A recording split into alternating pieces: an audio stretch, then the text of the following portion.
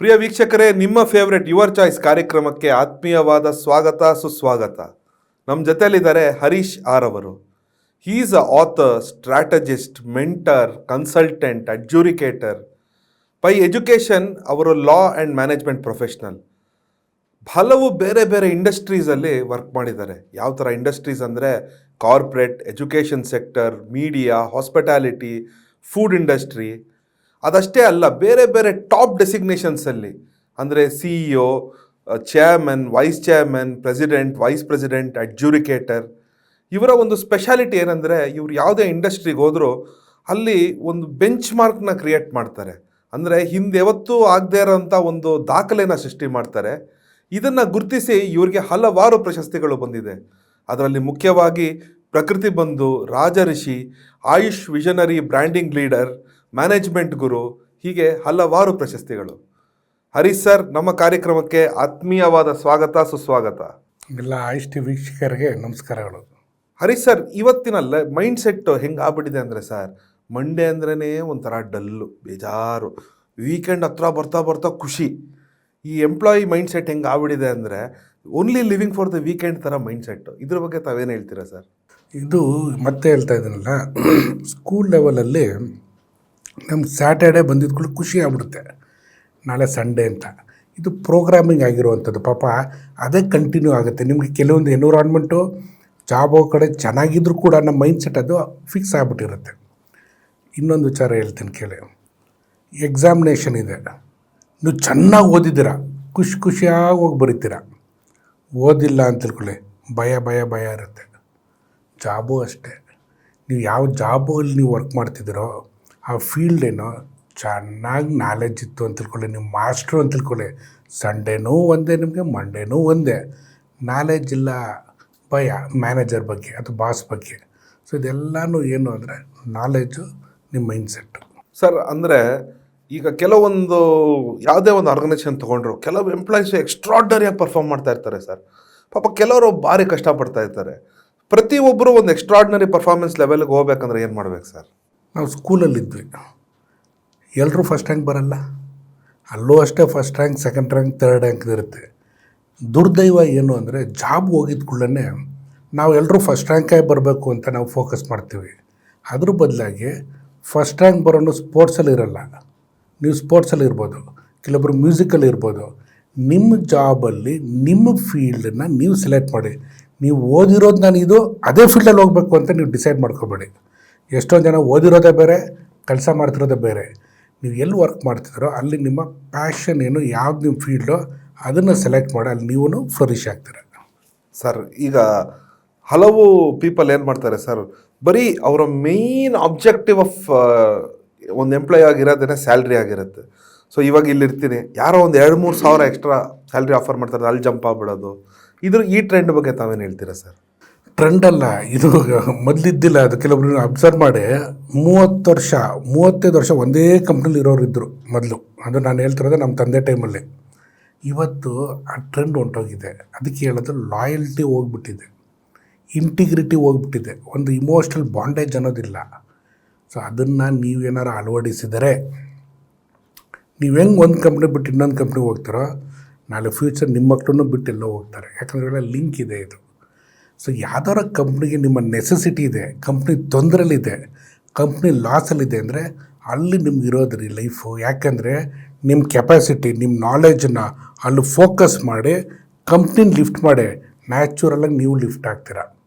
ಸಂಬಳ ನಿಮ್ಮೊಂದು 2-3 ಸಾವಿರ ರೂಪಾಯಿ ಹೆಚ್ಚಿಗೆ ಆಗ್ತದೆ, 5-10 ಸಾವಿರ ರೂಪಾಯಿ ಸಿಗಲಿರಿ, ನೀವು ಬೇರೆ ಕಡೆ ಹೋಗ್ಬೋದು.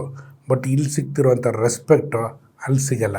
ದುಡ್ಡುಗೋಸ್ಕರ ಅಲ್ಲಿ ಹೋದರೆ ಇಲ್ಲಿ ನೀವು ನಿಮ್ಮ ವ್ಯಾಲ್ಯೂಗೋಸ್ಕರ ಇರ್ತೀರ. ನಿಮ್ಮ ವ್ಯಾಲ್ಯೂ ನೋಡಿ ಜನ ರೆಸ್ಪೆಕ್ಟ್ ಕೊಡ್ತಾರೆ ಸರ್. ಈಗ ಎಷ್ಟೊಂದು ಜನ ಎಂಪ್ಲಾಯ್ಮೆಂಟ್ ಹುಡುಕ್ತಾ ಇರ್ತಾರೆ, ಅಂದರೆ ಜಸ್ಟ್ ಫ್ರೆಶ್ಲಿ ಗ್ರ್ಯಾಜುಯೇಟ್ ಆಗಿರ್ತಾರೆ.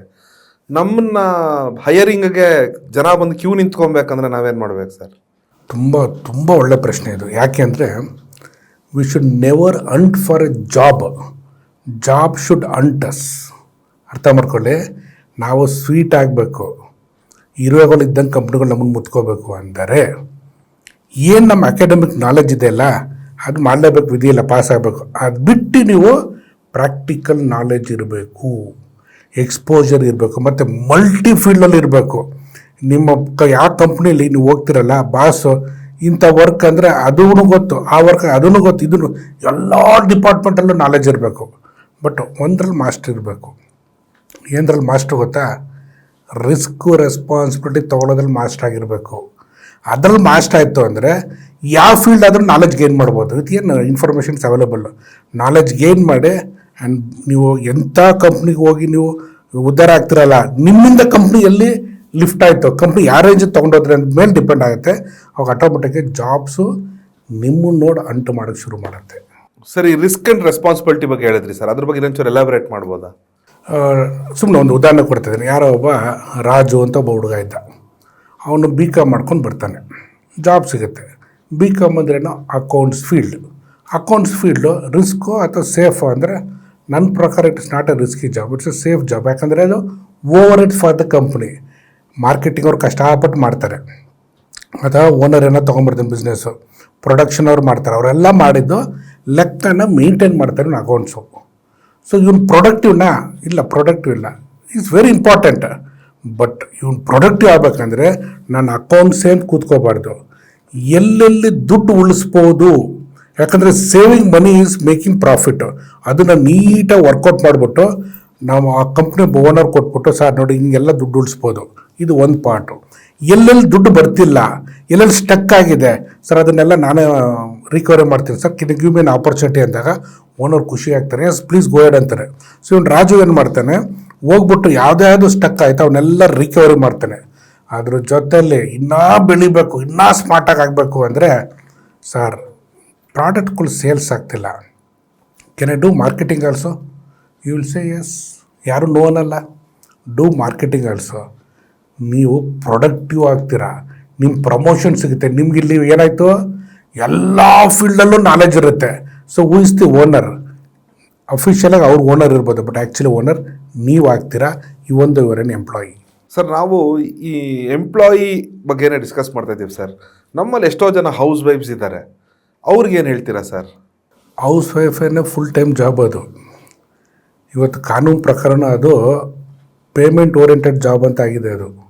ಸೊ ಇಲ್ಲಿ ಹೌಸ್ ವೈಫ್ಗಳು ಸಂಡೇನೂ ರಜೆ ಇಲ್ಲ, full 7 days they have to work. ಹಂಗೆ ನೋಡಿದ್ರೆ ನಿಮಗಿರೋ ಅಷ್ಟು ಸ್ಟ್ಯಾಮಿನಾ, ಪೇಷನ್ಸು ಮತ್ತು ನೀವು ಮಾಡಬೇಕು ಅಂತ ಮೈಂಡ್ ಸೆಟ್ ಇರೋ ಪರ್ಸೂರೆನ್ಸು ಗಂಡಸರಿಗಿಲ್ಲ. ಇಷ್ಟೇ ಮಾಡುವಾಗ ಒಂದು ಸೈಡಲ್ಲಿ ಒಂದು ಬಿಸ್ನೆಸ್ ಮಾಡೋದು ನಿಮಗೆ ಹಿಂಗೆ ಮಾಡ್ದಂಗೆ. ಬಟ್ ನೀವು ಡಿಸೈಡ್ ಮಾಡಬೇಕು, ಯು ಕ್ಯಾನ್ ಡೂ ವಂಡರ್ಸ್. ಎಲ್ಲ ಹೆಣ್ಣುಮಕ್ಳು ಏನಾರು ಆಂಟ್ರಪ್ರಿನರ್ ಆಗಿಬಿಟ್ರೆ, ನಾನು ಹೇಳ್ತಾ ಇದ್ದಿಲ್ಲ, ದೇಶ ನೆಕ್ಸ್ಟ್ ಲೆವೆಲ್ಗೆ ಹೋಗ್ಬಿಡುತ್ತೆ. ಬಟ್ ವೆರಿ ಟಫ್ ಅಲ್ವಾ ಸರ್? ಈಗ ತಾವೇ ಹೇಳ್ದಂಗೆ, ಈಗ ಒಂದು ಹೌಸ್ ವೈಫ್ ಆಗಿರೋದು ಇಟ್ಸ್ ಫುಲ್ ಟೈಮ್ ವರ್ಕ್. ಪಾಪ ಅವ್ರಿಗೆ ಬಿಡು ಅನ್ನೋದೇ ಇರೋದಿಲ್ಲ. ಅದರಲ್ಲಿ ಹೆಂಗೆ ಬಿಸ್ನೆಸ್ ಮಾಡೋದಕ್ಕೆ ಹೆಂಗೆ ಟೈಮ್ ತೆಗಿಯೋಕ್ಕಾಗತ್ತೆ ಸರ್? ಹೆಣ್ಮಕ್ಳು ಮನ್ಸು ಮಾಡಿದ್ರೆ ಎಲ್ಲ ಬಿಡುವು ಮಾಡ್ಕೋಬೋದು. ಯಾಕಂದರೆ ನಮ್ಮ ಮನೆಗಳೆಲ್ಲ ಬೇಗ ಎದ್ದೇಳೋದು ಯಾರಲ್ಲಿ? ಹೆಣ್ಮಕ್ಳು. ಲೇಟಾಗಿ ಮಾಡ್ಕೊಳ್ಳೋದು ಯಾರಲ್ಲಿ? ಹೆಣ್ಮಕ್ಳು. ಬೆಳಗ್ಗೆಯಿಂದ ಸಂಜೆವರೆಗೂ ವರ್ಕ್ ಮಾಡೋದು ಹೆಣ್ಮಕ್ಳು. ಜೊತೆಲೇ ಆ ಗ್ಯಾಪಲ್ಲಿ ಸೀರಿಯಲ್ ನೋಡೋದು ಹೆಣ್ಮಕ್ಳುಗಳನ್ನೇ, ವೆಬ್ ಸೀರೀಸ್ ನೋಡೋದು ಹೆಣ್ಮಕ್ಳನ್ನೇ. ಆ ಗ್ಯಾಪಲ್ಲಿ ಸ್ವಲ್ಪ ಚಾಟಿಂಗ್ ಮಾಡೋದನ್ನು ನಮ್ಮ ಸಿಸ್ಟರ್ಸನ್ನೇ. ಸೊ ಅಂಥ ಒಂದು ಸಿಸ್ಟರ್ಸು ಮನ್ಸು ಮಾಡಿದ್ರೆ ಡೆವಲಪ್ಮೆಂಟ್ ಆಗಬೇಕು ಅಂತ ಯೋಚನೆ ಮಾಡಿ, ಕೈ ಹಿಂಗಾಗ್ಬೇಕು ಹಿಂಗೆ ಬೇಡ ಅಂತ ಡಿಸೈಡ್ ಮಾಡಿದ್ರೆ you can do wonders. Sir, ಇವತ್ತು ಇನ್ನೊಂದು ಏನಂದರೆ ದುರಂತ ಏನಂದರೆ, ಕೆಲವೊಂದು ಯಂಗ್ಸ್ಟರ್ಸ್ಗೆ ಎಲ್ಲ ಇರುತ್ತೆ. ಅಂದರೆ ಫೇಮ್ ಇರುತ್ತೆ, ರಿಚ್ ಇರುತ್ತೆ, ಹಣಕಾಸು ಇರುತ್ತೆ, ಎಲ್ಲ ಇರುತ್ತೆ. ಅಂಥವರೇ ಎಡುವುದು ಜಾಸ್ತಿ. ನಾವು ಹಲವು ಎಕ್ಸಾಂಪಲ್ಸ್ ನೋಡಿದ್ದೀವಿ ಇದಕ್ಕೆ. ಈ ಥರ ಯಂಗ್ಸ್ಟರ್ಸ್ ಏನು ಮಾಡಬೇಕು? ತುಂಬ ನೋವಿನ ವಿಚಾರ ನೀವು ಇದು ಹೇಳಿದ್ದು. ಏನಕ್ಕೆ ಅಂದರೆ, too much of facility, comforts at an early age, ಅದೇ ಅವ್ರ ಪಾಪ ಎಡವಟ್ಟು ಆಗೋದಕ್ಕೆ ಕಾರಣ ಆಗುತ್ತೆ. ಎಲ್ರಿಗೂ ಗೊತ್ತಿರೋಂಗೆ ಲೇಟೆಸ್ಟಾಗಿ ಒಂದು ತಪ್ಪು ಮಾಡಿ ಒಬ್ಬ ವ್ಯಕ್ತಿ ಜೀವಾವಧಿ ಶಿಕ್ಷೆ ಸಿಕ್ತು. ನೋವಿಂದ ಏನು ವಿಚಾರ ಅಂದರೆ, ಚಿಕ್ಕ ವಯಸ್ಸಲ್ಲಿ ಏನಾರು ಕರೆಕ್ಷನ್ ಮಾಡಿಬಿಟ್ಟಿದ್ರೆ, ನಮ್ಮಂಥವ್ರು ಎಷ್ಟೊಂದು ಜನ ಟ್ರೈನರ್ಸ್ ಇದ್ದಾರೆ, ಒಂದು ಟ್ರೈನಿಂಗ್ ಹಾಕ್ಬಿಟ್ಟು ಮೈಂಡ್ ಸೆಟ್ನ ತಂದಿದ್ರೆ ಇವತ್ತು ಹಿಂಗೆ ಆಗ್ತಿದ್ದಿಲ್ಲ, would have become an asset. But ಈಗಲೂ ಕೂಡ ಆಗೋಬಿಟ್ಟಿದೆ. ಇವಾಗ ಹೇಳೋದು ಸುಲಭ, ಆಗೋಬಿಟ್ಟಿದೆ, ತಪ್ಪಾಗೋಗ್ಬಿಟ್ಟಿದೆ. ಬಟ್ ಇದನ್ನು ಆಪರ್ಚುನಿಟಿನ ತೊಗೊಳ್ತೀನಿ. ಏನಕ್ಕೆ ಅಂದರೆ, ಆ ವ್ಯಕ್ತಿ ಹೊರಗಡೆ ಇದ್ದಾಗ ಅದು ಜೈಲು, ಒಳಗಡೆ ಇದ್ದಾಗ ಪರಿವರ್ತನೆ ಮಾಡ್ಕೊಳ್ಳೋಕ್ಕೆ ಒಂದು ಅವಕಾಶ ಕೊಟ್ಟ ದೇವರು ನಿಜವಾಗ್ಲೂ ಈಗ ಲೈಫ್ ಸ್ಟಾರ್ಟ್ ಆಯಿತು ಅಂತ ತೊಗೋಬೇಕಾಗತ್ತೆ. ಯಾಕೆ ಅಂದರೆ, ನಾವಿಲ್ಲಿ ಬಂದಿರೋದು ಪವರ್ ಎಂಜಾಯ್ ಮಾಡೋದಕ್ಕಲ್ಲ, ದುಡ್ಡು ಎಂಜಾಯ್ ಮಾಡೋದಕ್ಕಲ್ಲ, ಲಕ್ಸುರಿ ಎಂಜಾಯ್ ಮಾಡೋದಕ್ಕೆ ಎಲ್ಲನೂ ಎಕ್ಸ್ಪೈರಿ ಡೇಟ್ ಇದೆ. ನಾವಿಲ್ಲಿ ಬಂದಿರೋದು ಏನೇನು ಜನ್ಮದಲ್ಲಿ ಮಾಡಿರುವಂಥ ಕರ್ಮಗಳನ್ನ ಕಳೆದುಕೊಂಡು ಪುನೀತರಾಗಿ ಹೋಗೋದಕ್ಕೆ, ಪುನೀತರಾಗೋದಕ್ಕೊಂದು ಅವಕಾಶ ಸಿಕ್ಕಿದೆ. ಅದು ಆ ನಿಟ್ಟಿನಲ್ಲಿ ನಾವು ಯೋಚನೆ ಮಾಡಬೇಕಾಗತ್ತೆ. ಸರ್, ತಾವು ಲಾ ಆಫ್ ಕರ್ಮ ಬಗ್ಗೆ you are very strong believer sir. ನನಗೆ ಹೇಳ್ತಾನೆ ಇರ್ತೀರ ಅದ್ರ ಬಗ್ಗೆ. ತಾವು ಈ ಲಾ ಆಫ್ ಕರ್ಮ ಅಂದರೆ ಏನು ಅಂತ ಒಂದು ಕಾಮನ್ ಮ್ಯಾನ್ ಅರ್ಥ ಮಾಡ್ಕೊಳ್ಳಂಗೆ ತಾವು ಹೇಳ್ಕೊಡ್ಬೋದಾ ಸರ್? ನೋಡಿ, ಇದನ್ನು ನಾನು ಇಂಗ್ಲೀಷನ್ನು ಹೇಳ್ತೀನಿ, ಕನ್ನಡದಲ್ಲೂ ಹೇಳ್ತೀನಿ. ನಾನು law of cause and effect. ನೀವು ಏನಾರ ಮಾಡಿದ್ರೆ ಅದ್ರ ಎಫೆಕ್ಟ್ ನಿಮ್ಗೆ ಬರಲೇಬೇಕು. ಕಾಮನಾಗಿ ಅರ್ಥ ಆಗ್ಬೇಕಾ? ಮೆಣಸಿನ್ಕಾಯಿ ತೊಗೊಂಡು ತಿಂತೀರಪ್ಪ, ಮೆಣಸಿನ್ಕಾಯಿ ತಿನ್ನಬಾರ್ದು ಅಂತ ಗೊತ್ತು, ತಿಂದುಬಿಡ್ತಾರೆ. ತಿಂದಾದ್ಮೇಲೆ ಏನಾಗುತ್ತಲ್ಲ, ಅದು ಕಾಸು ಆಗಿದ್ಮೇಲೆ ಖಾರ ಬರುತ್ತೆ, ಅದು ಎಫೆಕ್ಟು. ಅದೇ ರೀತಿಲಿ ಸ್ವೀಟ್ ತಿಂತೀರ, ಅದು ಕಾಸು, ಒಳಗಡೆ ಎಲ್ಲ ಒಂಥರ ಹಿತವಾಗಿರುತ್ತೆ, ಸ್ವೀಟಾಗಿರುತ್ತೆ, ಅದು ಎಫೆಕ್ಟು. ಹಾಗೇ ನೀವು ಒಳ್ಳೇದು ಮಾಡಿದ್ಮೇಲೆ ಒಳ್ಳೇದು ಬರಲೇಬೇಕು, ಕೆಟ್ಟದ್ದು ಮಾಡಿದ್ಮೇಲೆ ಕೆಟ್ಟದ್ದು ಬರಲೇಬೇಕು. ಕೆಲವೊಬ್ರು ಅನಿಸುತ್ತೆ, ಅಯ್ಯೋ ನಾನು ಎಷ್ಟು ಒಳ್ಳೆ ಕೆಲಸ ಮಾಡಿದ್ರೆ ಇನ್ನೂ ನಂಗೆ ಒಳ್ಳೇದಾಗಿಲ್ಲ ಅಂತ. ನಾನ್ ವೆಜ್ ತಿಂತೀರಪ್ಪ, ನಾನ್ ವೆಜ್ ತಿಂದಾಗ ಅದು ಕೆಟ್ಟದ್ದು ಅನ್ನೋದು ನಿಮ್ಗೆ ಗೊತ್ತು, ಡೈಜೆಷನ್ ಪ್ರಾಬ್ಲಮ್ ಅಂತ ಗೊತ್ತು. ಸೊ ಆ ಟೈಮು ಡೈಜೆಷನ್ ತೊಗೊಳೋದು ಎಷ್ಟು 48 ಅವರ್ಸು, ಕೆಲಸ 72 ಅವರ್ಸು ಡೈಜೆಷನ್ ಆಗೋಲ್ಲ. So it takes time. ಕೆಟ್ಟದ್ದು ಒಳ್ಳೆಯದು ತರಕಾರಿ ಹಣ್ಣು ತೊಗೊಂಡಾಗ ಇಮಿಡಿಯೇಟಾಗಿ ನಮ್ಗೆ ಎಫೆಕ್ಟ್ ಆಗುತ್ತೆ, ಜೀರ್ಣ ಆಗುತ್ತೆ. ಸೊ ಇದೇ ಟೈಪು ಕೆಟ್ಟದಾಗಲಿ ಒಳ್ಳೆಯದಾಗಲಿ ನಿಮಗೆ ಬರಬೇಕು ಅಂದರೆ ಇಟ್ ವಿಲ್ ಟೇಕ್ ಟೈಮ್. ಆ ಪೇಷನ್ಸ್ ಇರಬೇಕು ವೆಯ್ಟಿಂಗ್ ಪೀರಿಯಡಲ್ಲಿ. ಕರ್ಮಯೋಗ ಏನಾರು ನೀವು ಪಾಲಿಸ್ಬಿಟ್ರೆ, ಎಂಟೈರ್ ವರ್ಲ್ಡು ಕರ್ಮಯೋಗದಲ್ಲಿ ನಿಂತ್ಬಿಟ್ರೆ there will be no crime. ಯಾಕಂದ್ರೆ ಗೊತ್ತು, ನಾನು ಅವ್ನಿಗೆ ಹಾಳು ಮಾಡಿದ್ರೆ ನೆಕ್ಸ್ಟ್ ನಾನು ಹಾಳಾಗ್ತೀನಿ ಅಂತ. ಇವಾಗ ಯಾರೋ ಒಬ್ಬನ ಹಾಳು ಮಾಡ್ಕೊಂಡು ಬಿಸ್ನೆಸ್ನ ಹಾಳು ಮಾಡಬೇಕು ಅಥವಾ ಒಂದು ವ್ಯಕ್ತಿತ್ವನ ಹಾಳು ಮಾಡಬೇಕು, ಮಾಡಿ ನೋಡಿ, ತುಂಬ ಚೆನ್ನಾಗಿರ್ತೈತೆ. ಯಾಕಂದರೆ ಅದರ ಹತ್ರಷ್ಟು ನಿಮ್ಗೆ ವಾಪಸ್ ಬಂದೇ ಬರುತ್ತೆ. ಅದೇ ಯಾರೋ ಒಬ್ಬನ ಲಿಫ್ಟ್ ಮಾಡಬೇಕು, ಕಷ್ಟಪಟ್ಟು ಅವ್ನು ಲಿಫ್ಟ್ ಮಾಡ್ತೀರ, ಬಟ್ ಅವ್ನು ಕೃತಜ್ಞತೆ ತೋರಿಸಲ್ಲ. ಎದುರುಬೇಡಿ, ಅವನ್ಯಾರು ತೋರಿಸೋದಕ್ಕೆ? ಪ್ರಕೃತಿ ನಿಮ್ಗೆ ಎಲ್ಲೋ ಲಿಫ್ಟ್ ಮಾಡುತ್ತೆ. ಅವ್ನು ತೋರಿಸಿಲ್ವಾ, ಅವ್ನಿಗೆ ಎಫೆಕ್ಟ್ ಅದೇ ಬರುತ್ತೆ. ಅವ್ನಿಗೆ ಏನು ಚೆನ್ನಾಗಿ ಪ್ರೋಗ್ರಾಮಿಂಗ್ ಮಾಡಿದ್ದಾರೆ ಅಂದರೆ, ಕೃಷ್ಣ ಪರಮಾತ್ಮ ಅದನ್ನು ಒತ್ತಿ ಒತ್ತಿ ಹೇಳೋರೆ, ಸುಮ್ಮನೆ ನೀನು ಕರ್ಮ ಮಾಡಪ್ಪ, ಫಲ ತಲೆ ಕೆಡಿಸ್ಕೋಬೇಡ, ಫಲ ನಿಮ್ಗೆ ಸಿಗಲೇಬೇಕು, ತಪ್ಪಿಸ್ಕೊಳಕ್ಕಾಗೋದೇ ಇಲ್ಲ ಅದು. ಸರ್, ಈಗ ತಾವು ಲಾ ಆಫ್ ಕಾಸ್ ಆ್ಯಂಡ್ ಎಫೆಕ್ಟನ್ನು ಹೇಳಿದ್ರಿ ಸರ್. ಬಟ್ ಇವತ್ತಿನ ವರ್ಲ್ಡಲ್ಲಿ ಗೊತ್ತೋ ಗೊತ್ತಿಲ್ಲದೆ ಇರೋಂಗೆ ನೆಗೆಟಿವ್ ಎಮೋಷನ್ಸ್ ಬಂದುಬಿಡುತ್ತೆ. ಕೆಲವೊಂದು ಟೈಮು ನೆಗೆಟಿವ್ಸ್ ಮಾಡಿಬಿಡ್ತೀವಿ. ಆವಾಗ ಏನಾಗುತ್ತೆ ಸರ್ ನಮಗೆ? ಕೆಲವೊಂದು ಟೈಮಲ್ಲ ನಿತ್ಯ ನಡೀತಾ ಇದೆ ಅದೇ ಸಂಘರ್ಷ. ಮಜಾ ಏನು ಅಂದರೆ, ನೀವು 3 ಹೊತ್ತು ಒಳ್ಳೇದೇ ಮಾಡ್ತಾಯಿದ್ರೆ ಸ್ವಾರಸ್ಯ ಇರಲ್ಲ, ತಪ್ಕೊಳ್ಳಾಗಲೇಬೇಕು. ಯಾಕಂದರೆ ಎಕ್ಸ್ಪ್ಲೋರ್ ಮಾಡಲೇಬೇಕು. ನಾವು ಗೊತ್ತಿಲ್ಲದ್ರದ್ದು ಏನೋ ಮಾಡೇ ಮಾಡ್ತೀವಿ, ಎಡವಟ್ಟು ಆಗ್ಬಿಡ್ತೈತೆ. ಆ ಎಡವಟ್ಟು ಆದಾಗ ಅಲ್ಲಿಂದ ಪಾಠ ಏನು ಕಲಿತು ಮತ್ತೆ ಹೆಂಗೆ ಲಿಫ್ಟ್ ಆಗೋದ ಕಡೆ ನೋಡಬೇಕು. ಮಿಸ್ಟೇಕ್ ಆಗೋಗ್ಬಿಟ್ಟಿದೆ. ಈಗ ತಾನು ನಾನು ಉದಾಹರಣೆ ಕೊಟ್ಟನಲ್ಲ, ತಪ್ಪಾಗಿದೆ. ಈಗ ತಪ್ಪು ಆಗಿರೋದ್ರ ಬಗ್ಗೆ ಪಶ್ಚಾತ್ತಾಪ ಪಡೋ ಬದಲಾಗಿ ಇಲ್ಲಿಂದ ಹೆಂಗೆ ಪರಿವರ್ತನೆ ಆಗಿ ನಾನು ಲಿಫ್ಟ್ ಆಗೋದು. ಎವ್ರಿ ಮೂಮೆಂಟ್ ನೋಡಿ, ನಿಮ್ಮ ಜೈಲಲ್ಲಿ ಕಟ್ಟಾಕಿರಲಿ, ಬಟ್ ಯಾರು ನಿಮ್ಗೆ ಕಟ್ಟೋಕ್ಕಾಗಲ್ಲ. ನಿಮ್ಮ ಮೈಂಡ್ ಯಾರೂ ಹಿಡ್ದಾಕೋಕ್ಕಾಗಲ್ಲ. ನೀವು ಹೆಂಗಾರ ಯೋಚನೆ ಮಾಡಿ, ಟಾಯ್ಲೆಟಲ್ಲಿ ಕೂತ್ಕೊಂಡು ನೀವು ಸ್ಪಿರಿಚುವಲಲ್ಲಿ ಇರ್ಬೋದು, ನೀವು ದೇವಸ್ಥಾನದಲ್ಲಿ ಇದ್ಬಿಟ್ಟು ಕೆಟ್ಟದ್ದು ಏನಾದ್ರು ಥಿಂಕ್ ಮಾಡ್ಬೋದು. ಇವೆರಡೂ ನಿಮ್ಮ ಕೈಯಲ್ಲೇ ಐತೆ, ಥಿಂಕ್ ಮಾಡಿ. ಸರ್, ಈಗ ಒಂದು ರೆಗ್ಯುಲರ್ ಇದರಿಂದ ಸ್ವಲ್ಪ ಅನ್ಕನ್ವೆನ್ಷನಲ್ ಆಗಿ ಹೋಗೋಣ ಸರ್. ಈಗ ಕೆಲವರು ಮ್ಯಾರಿಡ್ ಇರ್ತಾರೆ, ಮ್ಯಾರಿಡ್ ಆದಮೇಲೂ ಅವ್ರಿಗೆ ಇನ್ನೊಂದು ಲೇಡಿ ಮೇಲೆ ಇಲ್ಲ ಇನ್ನೊಂದು ಜೆಂಟ್ ಮೇಲೆ ಲವ್ ಆಗೋ ಒಂದು ಸಾಧ್ಯತೆ ಇರುತ್ತೆ. ಈ ಥರ ಆದಾಗ ಹೆಂಗೆ ಸರ್ ಲೈಫು? ಈ ಥರ ಆದಾಗಂತಲ್ಲ, ಆಗ್ತಾನೇ ಇರುತ್ತದು. ಅದು ಯಾರೂ ತಪ್ಪಿಸ್ಕೊಳಕ್ಕಾಗಲ್ಲ. ಅದಕ್ಕೋಸ್ಕರನೇ ದೊಡ್ಡವ್ರು ಏನು ಮಾಡಿದ್ರು ಅಂದರೆ, ಇವ್ರುಗಳು ಸರಿ ಇಲ್ಲ ಅಂದ್ಬಿಟ್ಟೇ ನಮಗೆ ಒಂದು ಮ್ಯಾರೇಜ್ ಸಿಸ್ಟಮ್ನ ತಂದುಬಿಟ್ರು. ನೋಡಿ, ಮದುವೆ ಆಗಿದ್ದ ಕೂಡಲೇ ತಾಳಿ ಕಟ್ಬಿಟ್ರು, ಹೆಣ್ಮಕ್ಳು ಲಾಕ್ ಮಾಡಿದ್ರು. ಗಂಡಸ್ರಿಗೂ ಕೆಲವೊಂದು ಕಡೆ ಮದುವೆ ಆಗಿದ್ದ ಕೂಡಲೇ ಜನವರ ಹಾಕ್ತಾರೆ, ಒಟ್ಟಲ್ಲಿ ಲಾಕ್ ಮಾಡ್ತಾರೆ ಅಥವಾ ಉಂಗುರ ಹಾಕ್ತಾರೆ. ಯಾಕೆ ಅಂದರೆ ಎಲ್ಲರೂ ಏನಾದ್ರು ಹೆಚ್ಚಿಗೆ ಮುಂದೆ ಹೋದಾಗ ಸ್ವಲ್ಪ ಇವೆಲ್ಲ ನೆನಪಾಗಲಿ ಅಂತಲೇ ಮಾಡಿರೋವಂಥದ್ದು. ಇದು ಒಂದು part. Second part, but I will tell you the practical. ಕೊನೆ ಉಸಿರಿರೋ ತನಕ ಅವ್ನು 100 ವರ್ಷದಲ್ಲೇ ಸಾಯಲಿ, ಯಾವಾಗ ಲವ್ ಆಗುತ್ತೆ ಅನ್ನೋದು ನಮ್ಮ ಕೈಯಲ್ಲಿಲ್ಲ. ಇಲ್ಲಿ ಅಸ್ಟ್ರಾಲಜಿ ನಂಬಲ್ಲ ಅಂತಾರಲ್ಲ, ಇಲ್ಲಿ ವರ್ಕೌಟ್ ಆಗುತ್ತೆ. ಯಾವ ಗ್ರಹ ಎಲ್ಲಿ ಬಂದಾಗ ಅವನು ಯಾವ ರಾಶಿ ಏನಿತ್ತು ಆ ಇಮೋಷನ್ ಫೀಲಿಂಗ್ ಆ್ಯಕ್ಟಿವೇಟ್ ಆಗುತ್ತೆ. ನಮ್ಮ ಕೈಯಲ್ಲಿ ಏನೂ ಇಲ್ಲ, ಎಲ್ಲ ಜನ್ಮದ ಎಫೆಕ್ಟೇ ಅದು. ಸೊ ಹಾಗಾಗಿ ಲವ್ ಅನ್ನೋದು ಆಗುತ್ತೆ, ಬಟ್ ಹುಷಾರಾಗಿರಿ, ಮುಂದೆ ಹೋಗ್ಬೇಡಿ, ಫೀಲ್ ಮಾಡ್ಕೊಂಡಿರಿ. ಅದಕ್ಕಿಂತ ಹೆಚ್ಚು ಹೋದರೆ ಪ್ರಾಬ್ಲಮ್ ಆಗುತ್ತೆ. ಸರ್, ಈಗ ಮ್ಯಾರೇಜ್ ಇನ್ಸ್ಟಿಟ್ಯೂಷನ್ ಆಫ್ ಮ್ಯಾರೇಜ್ ತೊಗೊಳ್ಳಿ ಸರ್. ಕೆಲವರು ತುಂಬ ಹ್ಯಾಪಿ ಇರ್ತಾರೆ ಮ್ಯಾರೇಜಲ್ಲಿ, ಕೆಲವ್ರಿಗೆ ಮ್ಯಾರಿಡ್ ಲೈಫೇ ಒಂದು ನರಕ ಆಗಿಬಿಡುತ್ತೆ. ಸೊ ನಮ್ಮ ಮ್ಯಾರಿಡ್ ಲೈಫ್ ಚೆನ್ನಾಗಿ ಇಟ್ಕೋಬೇಕಾದ್ರೆ ನಾವೇನು ಮಾಡ್ಬೇಕು ಸರ್? ಲವರ್ಸು ಮದುವೆ ಆಗಬಾರ್ದು. ಯಾಕೆ ಹೇಳ್ತಾ ಇದ್ದೀನಿ ಅಂದರೆ, ಅರೇಂಜ್ ಮ್ಯಾರೇಜ್ ಆಯಿತು ಅಂದರೆ ಅಂಡರ್ಸ್ಟ್ಯಾಂಡ್ ಮಾಡಿಕೊಂಡು ಸಣ್ಣ ಪುಟ್ಟ ಗಲಾಟೆಗಳು ಆಗ್ತೈತೆ. ಆಮೇಲೆ ಅಂಡರ್ಸ್ಟ್ಯಾಂಡಿಂಗ್ ಜೊತೆಯಲ್ಲಿ ಕಾಂಪ್ರಮೈಸು ತುಂಬ ಚೆನ್ನಾಗಿರ್ತೈತೆ. ಅವನ್ನೆಲ್ಲ ಮಾಡ್ಕೊಂಡು ಬಂದು ಲವ್ ಶುರು ಆಗೋ ಇನ್ನೇನು ಮುಂದೆ ಹೋಗ್ಬೇಕು, ಮಕ್ಕಳಾಗ್ಬಿಡ್ತೈತೆ. ಸೊ ಮಕ್ಕಳಾಗಿ ಏನಾಗುತ್ತೆ, ಲೈಫ್ ಅದ್ಭುತವಾಗಿರುತ್ತೆ. ಹೆಂಡತಿ ಮೇಲೂ ಲವ್ ಆಗುತ್ತೆ, ಮಗು ಮೇಲೆ ಲವ್ ಇರುತ್ತೆ, ಬ್ಯೂಟಿಫುಲ್ ಆಗಿರುತ್ತೆ. ಬಟ್ ಲವರ್ಸ್ ವಿಚಾರ ಬಂದಾಗ ಬಿಫೋರ್ ಮ್ಯಾರೇಜೇ ಎಲ್ಲ ಲವ್ ಎಕ್ಸ್ಪ್ರೆಷನ್ನು ಎಲ್ಲ ಫೇರ್ ಆ್ಯಂಡ್ ಲವ್ಲಿ ಹಾಕೊಂಬಿಟ್ಟು ಇಬ್ಬರೂ ಬಂದಿರ್ತಾರೆ. ಒಳಗಡೆ ರಿಯಲ್ ವ್ಯಕ್ತಿ ಏನು ಅನ್ನೋದು ಗೊತ್ತಿರಲ್ಲ, ಮೇಲ್ಗಡೆ ತೋರಿಸೋ ವ್ಯಕ್ತಿನೇ ಬೇರೆ ಇರ್ತಾರೆ. ಇದು ಎಲ್ಲ ಕೇಸು ಅನ್ನಲ್ಲ, ಕೆಲವೊಂದು ಪ್ಯೂರ್ ಲವ್ ಇರುತ್ತೆ. ಆ ನಿಟ್ಟಿನಲ್ಲಿ ಬಂದು ಮದುವೆ ಆದಮೇಲೆ ನೀನು ಮೊದಲು ಹಂಗಿದ್ದಿಲ್ಲ ಅಂತ ಶುರು ಆಗುತ್ತೆ, ನೀನು ಹಂಗಿದ್ದಿಲ್ಲ ಅಂತ ಶುರು ಆಗುತ್ತೆ. ಕೊನೆಗೆ ಇಬ್ಬರು ಕೋರ್ಟಲ್ಲಿ ಇರ್ತಾರೆ ಡೈವರ್ಸ್ ಬೇಕು ಅಂತ. ಈ ಎಸ್ಪೆಷಲಿ ಲವರ್ಸ್ದೇ ಪ್ರಾಬ್ಲಮ್ ಆಗುತ್ತೆ.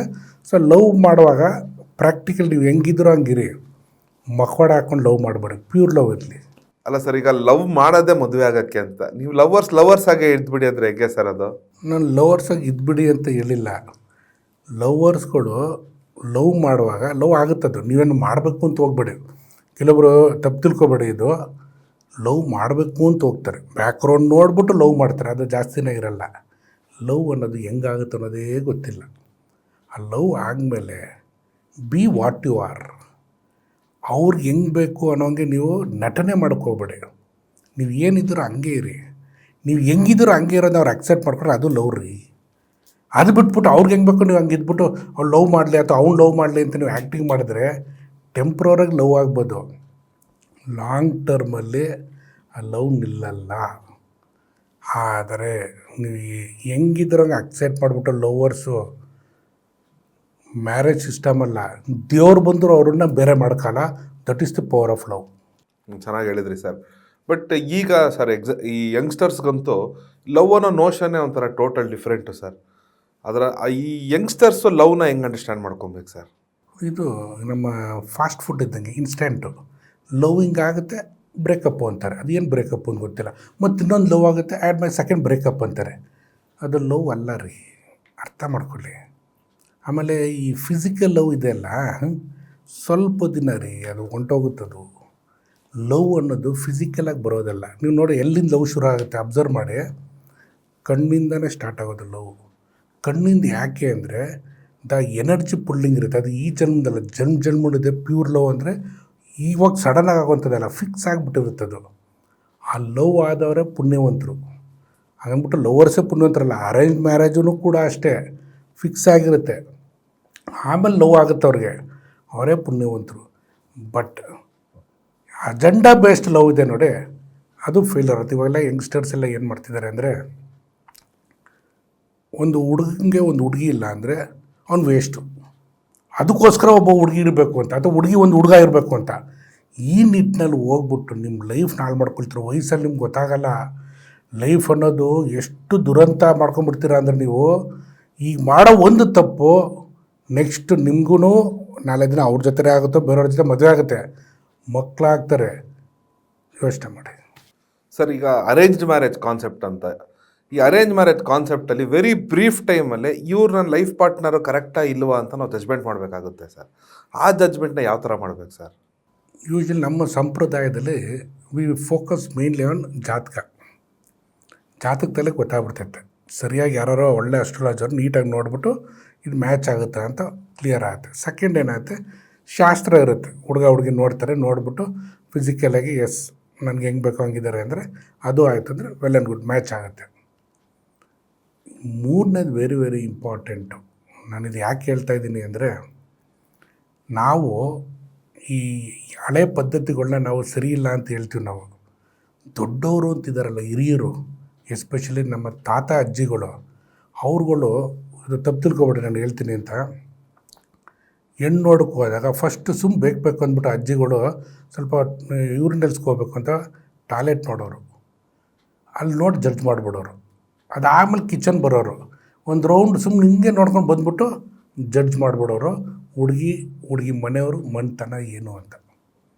ಇವೆಲ್ಲನೂ ಯಾವಾಗ ಗೊತ್ತಾಗುತ್ತೆ ಅಂದರೆ, ಜಾಯಿಂಟ್ ಫ್ಯಾಮಿಲಿ ಇದ್ದಾಗ, ಮನೇಲಿ ಹಿರಿಯರಿದ್ದಾಗ ಅವ್ರು ಏನು ಹೇಳ್ತಾರೆ ಅದನ್ನು ಫಾಲೋ ಮಾಡಿದ್ರೆ they will take it in the right track, because they R experienced, we are not experienced.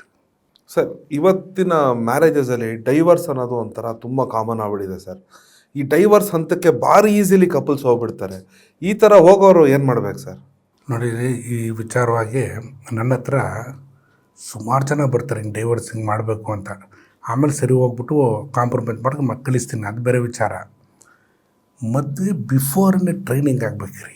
ನನ್ನ ಪ್ರಕಾರ ಹೇಳಿದ್ರೆ ನನ್ನಲ್ಲಿ ನನಗೆ ಗೊತ್ತಿರೋ ಸರ್ಕಲಲ್ಲಿ ಒಂದು ಹುಡುಗಿ ಫೈನಲೈಸ್ ಆಗಿದ್ದ ಕೂಡಲೇ ಪ್ರೀ ಮ್ಯಾರೇಜ್ ಟ್ರೈನಿಂಗ್ ಅಂತ ನಾನು ಕಂಡಕ್ಟ್ ಮಾಡ್ತೀನಿ. ಅಲ್ಲಿ ಯಾವ ರೇಂಜಲ್ಲಿ ತೊಗೊಂಡೋಗ್ತೀನಿ ಅಂದರೆ ಪ್ರಾಕ್ಟಿಕಲಾಗಿ ಅವ್ರು ಕೊನೆ ಉಸಿರೋ ಥರ ಹೆಂಗಿರುತ್ತೆ ಜರ್ನಿ ತೊಗೊಂಡೋಗ್ತೀನಿ. ಎಲ್ಲೆಲ್ಲಿ ಕಾಂಪ್ರಮೈಸ್ ಮಾಡ್ಕೋಬೋದು, ಏನು ವರ್ಷ ಆಗ್ಬೋದು, ಪ್ರತಿಯೊಂದು ಟ್ರೈನಿಂಗ್ ಕೊಟ್ಟಾಗ ಅವರಿಬ್ಬರು ಎಸ್ ಅಂದಮೇಲೆ ಗೋ ಫಾರ್ ದಿ ಮ್ಯಾರೇಜ್ ಅಂತೀನಿ. ಎಲ್ಲಾರ ಒಂದು ಕಡೆ ನೋ ಅಂತ ಬಂತು ಅಂದರೆ ಅದನ್ನ ಹೆಂಗೆ ಸಾಲ್ವ್ ಮಾಡೋದು, ಔ ಟು ಅಡ್ರೆಸ್ ದಟ್ ಅಂತ ಅಲ್ಲಿ ಕೌನ್ಸಿಲಿಂಗ್ ಶುರು ಆಗುತ್ತೆ. ದೆನ್ ಫೈನಲಿ ಎಲ್ಲ ಅಗ್ರಿ ಆಗಿಬಿಡಿ. ಈ ಥರ ಮ್ಯಾರೇಜ್ಗಳು ನಾನು ಮಾಡಿರೋದು ಎಷ್ಟು ಆನಂದವಾಗಿದ್ದಾರೆ, because they are prepared for everything and they have addressed it also. ಇದಾದಮೇಲೆ ಮ್ಯಾರೇಜ್ ಆಗುತ್ತೆ. ಮ್ಯಾರೇಜ್ ಆದಮೇಲೆ ಕಂಟಿನ್ಯೂಸ್ ಅವಾಗ ಏನೇ ಪ್ರಾಬ್ಲಮ್ ಆದರೂ ಒಬ್ಬರು ಹಿರಿಯರು ಇರಬೇಕು. ಅದಕ್ಕೆ ಕೌನ್ಸಿಲಿಂಗ್ ಅಂತ ಮಾಡ್ತೀವಿ ನಾವು. ಹಿಂದೆ ಮನೇಲಿ ಅದೇ ಹೇಳ್ದಲ್ಲ, ತಾತ ಅಜ್ಜಿ ಇದ್ದರು, ಇವತ್ತಲ್ಲಿಲ್ಲ. ಸೊ ಹಾಗಾಗಿ ಆ ಥರ ಏನಾದ್ರು ಸಮಸ್ಯೆ ಇತ್ತು ಅಂದರೆ ಕೌನ್ಸಿಲಿಂಗ್ ಮಾಡಿ ಅದನ್ನು ಸೆಟ್ರೇಟ್ ಮಾಡಬೇಕು ಹೊರತು don't go for the divorce. ಯಾಕಂದರೆ ಡೈವರ್ಸ್ ಹೋಗಿದ್ದ ಕೂಡಲೇ it's a failure not of the marriage, your inner capability, acceptance, love, ಆಮೇಲೆ ರೆಸಿಸ್ಟೆನ್ಸು, ರೆಸಿಲೆನ್ಸು, ಇವೆಲ್ಲ ಗುಣಗಳನ್ನ ಬರಬೇಕು ಅಂದರೆ ಮ್ಯಾರೇಜಲ್ಲಿ ಮಾತ್ರ ಸಾಧ್ಯ. ಆಮೇಲೆ ನಾನು ನಿಮಗೆ ಹೇಳ್ತಿದ್ದೀನಿ, ಮದುವೆ ಮಾಡಿಕೊಂಡು ಸಂಸಾರದಲ್ಲೇ ದೇವ್ರು ಸಿಗೋದು ಈಸಿ ಹೊರತು ಸನ್ಯಾಸತ್ವದಲ್ಲ. ಯಾಕಂದರೆ ಅಷ್ಟು ಪವರ್ ಇರುತ್ತೆ ಮ್ಯಾರೇಜ್ ಲೈಫಲ್ಲಿ. ಎಲ್ಲ ರೀತಿಯ ಸಂಘರ್ಷಗಳು ನಡೆಯುತ್ತೆ, ತುಂಬ ಚೆನ್ನಾಗಿರುತ್ತೆ, ಅಡ್ವೆಂಚರಸ್ ಆಗಿರುತ್ತೆ ಲೈಫು. ಸರ್, ಇಂಟ್ರೆಸ್ಟಿಂಗ್ ಆಗಿ ಹೋಗ್ತಾ ಇದೆ ಸರ್ ನಮ್ಮ ಕಾನ್ವರ್ಸೇಷನ್. ಇನ್ನೂ ಕೇಳೋಕ್ಕೆ ಹಲವು ಪ್ರಶ್ನೆಗಳಿದೆ, ಬಟ್ ಇವತ್ತಿನ ನಮ್ಮ ಸಂಚಿಕೆಯ ಸಮಯ ಇಲ್ಲಿಗೆ ಮುಗ್ದಿದೆ ಸರ್. ಹರೀಶ್ ಸರ್, ಮತ್ತೊಮ್ಮೆ ಆತ್ಮೀಯವಾದ ಧನ್ಯವಾದಗಳು ಸರ್. ಎಲ್ಲರಿಗೂ ನಮಸ್ಕಾರ. ಪ್ರಿಯ ವೀಕ್ಷಕರೇ, ನೀವು ನೋಡ್ತಾ ಇದ್ದೀರಾ ಯುವರ್ ಚಾಯ್ಸ್. ನೋಡಿದ್ರೆ ಲೈಫು ಚೇಂಜ್ ಆಗುತ್ತೆ. ಹಲವಾರು ಸಮಸ್ಯೆಗಳು ನಮ್ಮ ಲೈಫಲ್ಲಿ ಕಾಮನ್. ಅದಕ್ಕೆ ಸೊಲ್ಯೂಷನ್ ಬೇಕಾದರೆ ಕೆಳಗೆ ಕಾಣುವ ನಮ್ಮ ದೂರವಾಣಿ ಸಂಖ್ಯೆಗೆ ಕರೆ ಮಾಡಿ. ಯಾವುದೇ ಥರ ಪ್ರಾಬ್ಲಮ್ ಇರ್ಬೋದು, ಹರೀಶ್ ಸರ್ನ ಟ್ರೈನಿಂಗ್ ಕೋರ್ಸಸ್ ಅದನ್ನು ಅಡ್ರೆಸ್ ಮಾಡ್ತಾರೆ, ಅದನ್ನು ರೆಡಿ ಮಾಡ್ತಾರೆ. ಇದು ನಮ್ಮ ಪ್ರಾಮಿಸ್. ಇದು ಯುವರ್ ಚಾಯ್ಸ್. ಧನ್ಯವಾದಗಳು.